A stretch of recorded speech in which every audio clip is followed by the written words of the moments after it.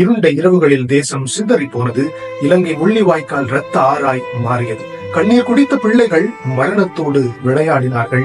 அவமானத்தில் துடித்த பெண்கள் பேரழிவினுடைய மௌன சாட்சிகள். அழுவதற்கே தெம்பில்லாமல் அழிந்து போனது தமிழினம். உலகம் பார்த்தது அமைதியில் நீதி குருடாகி போனது. அன்பு தமிழ் உறவுகளே, வணக்கம். பல நாடுகள் இணைந்து சுயமரியாதைக்காக போராடிய தமிழ் இனத்தை முற்றுமாக அழித்த மே 18, 2009 உலகில் யாரும் மறக்க முடியாது.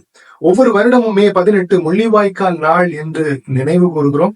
கழிந்த மாதமும் கூட வேறுபாடுகளை கடந்து தமிழர் என்ற உணர்வோடு அனைவருமே அதனை நினைவு கூர்ந்தோம். ஆனால் நினைத்து பார்ப்பதோடு நின்று விடாமல் அவர்களுக்கு எது சரியானது என்று சிந்தித்தால் அது சரியான அணுகுமுறையாக இருக்கும் என்று நினைத்தேன். போர் முடிந்து ஏறக்குறைய 16 ஆண்டுகள் கடந்த பிறகும் இலங்கையில் தமிழருடைய நிலைமை எப்படி இருக்கிறது அப்படின்னு பார்த்தால், இலங்கையில் வடக்கு மற்றும் கிழக்கு பகுதிகளில் தமிழ் மக்கள் இன்னும் இராணுவத்தினுடைய கட்டுப்பாட்டில் தான் வாழுகின்றார்கள். மீட்பு, மறுவாழ்வு, நிவாரணம் இவை எதுவுமே தேவையான மக்களை இதுவரைக்கும் சென்று சேரவில்லை. தமிழ் மக்கள் தங்களுடைய நிலங்களை எல்லாம் இழந்து நிற்கிறார்கள். சிங்கள குடியேற்றம், இராணுவ முகாம்களும் இன்னும் நடந்து கொண்டுதான் இருக்கின்றன. இந்த நிலையில் அவர்களுக்கு என்ன வேண்டும் என்று கேட்டால் நீதிதான் வேண்டும். அதுவும் சாதாரண நீதி அல்ல, ரெப்பரேட்டிவ் ஜஸ்டிஸ் ஆர் ரெஸ்டரேட்டிவ் ஜஸ்டிஸ். மாற்றத்திற்கான நீதி அல்லது மறுவாழ்விற்கான நீதி. அப்படின்னா என்ன?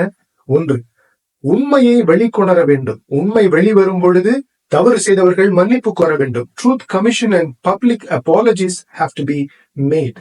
2, நிவாரணம்.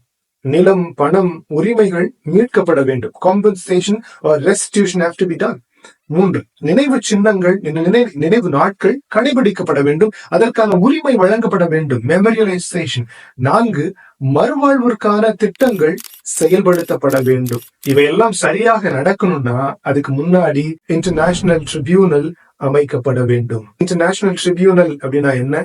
ஐக்கிய நாடுகள் சபையும் சர்வதேச நாடுகளும் அமைப்புகளும் சேர்ந்து அமைக்கின்ற நீதிமன்றம் தான் international tribunal. Formal international tribunal அப்படின்னா என்ன? ருவாண்டா, யுகோஸ்லேவியா போன்ற நாடுகள்ல மனித உரிமை மீறல்கள் நடந்த போது இந்த நீதிமன்றம் வழியாகத்தான் நீதி உறுதி செய்யப்பட்டது. இந்த நீதிமன்றம் அமைக்கிறதுனால இலங்கை தமிழர்களுக்கு என்ன பலன் இருக்க போகுது? 1, ஜஸ்டிஸ் ஃபார் விக்டிம்ஸ். மனித உரிமை மீறல்களினால பாதிக்கப்பட்ட மக்களுக்கு உலக அளவில் சட்ட ரீதியாக நீதி வழங்கப்படும். 2, இண்டிவிஜுவல் ரெஸ்பான்சிபிலிட்டி. மனித உரிமை மீறல், இன அழிப்பு, போர் குற்றம் செய்த நாடு, இனம் அப்படின்னு இல்லாம தனிநபர், அரசியல்வாதியோ அல்லது இராணுவ அதிகாரியோ தனி நபராக நீதிக்கு முன் நிறுத்தப்படுவார்கள். 3வது, இன்டர்நேஷனல் பிரஷர் அண்ட் டிட்டரன்ஸ். மீண்டும் இது போன்ற மனித உரிமை மீறல்கள் இலங்கையில் நடக்காமல் இது கண்டிப்பாக தடுக்கும்.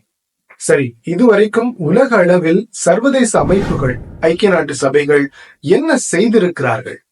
2009 மே 18 யுத்தத்திற்கு பிறகு நமக்கெல்லாம் தெரியும், பல அதிர்ச்சிகரமான புகைப்பட, காணொளி ஆதாரங்கள் அடிப்படையில் லட்சக்கணக்கான தமிழர்கள் அநியாயமாக கொல்லப்பட்ட போது போர் குற்றங்கள், மனித உரிமை மீறல்கள் நடந்தன என்பதை சர்வதேச ஊடகங்கள் தான் வெளி உலகத்திற்கு கொண்டு வந்தார்கள். 2010 ஆண்டில் அயர்லாந்து டுப்ளினில் நடந்த பெர்மனன்ட் பீப்புள்ஸ் ட்ரிபியூனல், PPT, இதில் இலங்கை தமிழர்களுக்கு எதிராக போர் குற்றங்களும் மனித உரிமை மீறல்களும் நடந்தது உண்மைதான் என்று அறிவிக்கப்பட்டது.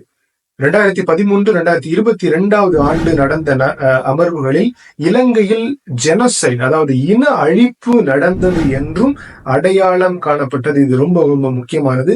2015 ஐக்கிய நாட்டு சபையில் OHCHR அறிக்கை சொன்னது, ஒரு ஹைபிரிட் ஸ்பெஷல் கோர்ட், உள்நாட்டு மற்றும் சர்வதேச நீதிபதிகள் அடங்கிய நீதிமன்றம் உருவாக்கப்பட வேண்டும் என்று அறிவுறுத்தியது. ஆனால் இதுவரைக்கும் இந்த நீதிமன்றம் உருவாக்கப்படவே இல்லை. பலம் பொருந்திய பல நாடுகள் இதற்கு பின்னால் இருக்கிறார்கள். எதிர்ப்பு தெரிவித்ததனால் அது இன்னும் நிகழாமல் இருக்கிறது. அதுதான் மிக மிக முக்கியமான ஒரு நகர்வாக இருக்க முடியும். இந்த நேரத்துல இலங்கை அரசு கண்துடைப்பிற்காக போருக்கு பிறகு LRC என்ற ஒரு அமைப்பை உருவாக்கி விசாரிக்கிறோம் என்று உலகை ஏமாற்றினார்கள். ஆனால் அந்த அமைப்பு பலவீனமானது, சுதந்திரம் இல்லாமல் செயல்பட்டது என்று உலக அரங்கிலே அது உண்மை வெளிப்படுத்தப்பட்டது. சமீபத்தில் 2025 பிரிட்டன் அரசு இலங்கை போரில் முக்கிய பங்காற்றிய முன்னாள் ராணுவ அதிகாரிகள் மீது டிராவல் பேன்ஸ் தடை விதித்திருப்பது முக்கியமான ஒரு முன்னேற்றமாகத்தான் பார்க்கப்படுகிறது. ஒரு கேள்வி வரலாம், இந்த நாட்களிலேயே பல நாடுகளிலேயே காசா, உக்ரைன் போன்ற நாடுகளில் இனப்படுகொலையே நடந்து கொண்டிருக்கு. ஆனா அதை பத்தி எல்லாம் பேசாம 16 வருடங்களுக்கு முன்னாடி இலங்கையில நடந்த போரை பத்தி, நீதி நியாயத்தை பத்தி ஏன் பேசணும்? கண்டிப்பாக பேசி ஆகணும். ஏன்னா ருவாண்டா நாட்டுல நடந்த இன அழிப்பு மாதிரி, ஹிட்லர் செய்த இன அழிப்பு மாதிரி, முள்ளிவாய்க்காலில் நடந்த இன அழிப்பையும் வரலாறும் நாமும் ஒருபோதும் மறக்க கூடாது. முள்ளிவாய்க்காலில் இன அழிப்பு பற்றி பேசி ஆகணும். ஏன்னா ஒரு இன அழிப்பிற்கு தீர்வும் நீதியும் கிடைத்தால் கண்டிப்பாக அது பிற மக்களுக்கும், பிற நாடுகளுக்கும், பிற இனத்திற்கும் ஒரு முன்னுதாரணமாகவே அமையும். இன அழிப்பு, போர் குற்றம் இதெல்லாமே ஒரு நாட்டு பிரச்சனை அல்ல, இது உலக பிரச்சனை. பாதிக்கப்பட்ட மக்களுக்கு நீதியை பெற்றுக் கொடுப்பது உலகத்தினுடைய கடமையாகத்தான் இருக்கிறது. கண்டிப்பாக முள்ளிவாய்க்கால் இன அழிப்பு பற்றி பேசியே ஆக வேண்டும். ஏன்னா மறுவாழ்வும் நிவாரணமும் செய்தால் மட்டும்தான் ஒரு நாடு உண்மையிலேயே அமைதியான நாடாக இருக்க முடியும்.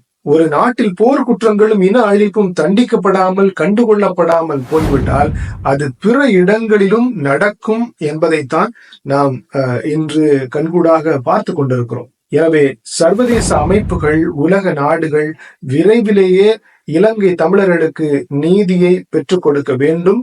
அதுவும் மறுவாழ்விற்கான ரெஸ்டரேட்டிவ் ஆர் ரெப்பரேட்டிவ் ஜஸ்டிஸ் வாங்கி கொடுத்தே ஆக வேண்டும். தென்னாப்பிரிக்க ஆங்கிலிக்கன் சபையை சார்ந்த ஆயர் டெஸ்மண்ட் டூட்டு சொல்வார், அநீதி நடக்கிற நேரங்களில் நீங்கள் நடுநிலையாக இருக்கிறீர்கள் என்றால் நீங்கள் நிச்சயமாக அநீதி செய்பவர்களுக்கு ஆதரவாகவே இருக்கிறீர்கள். True peace is born of truth, justice, love and freedom. Pope John 23rd, Pacem in Terris. Without justice, there is no peace. Without truth, no reconciliation. Pope Francis.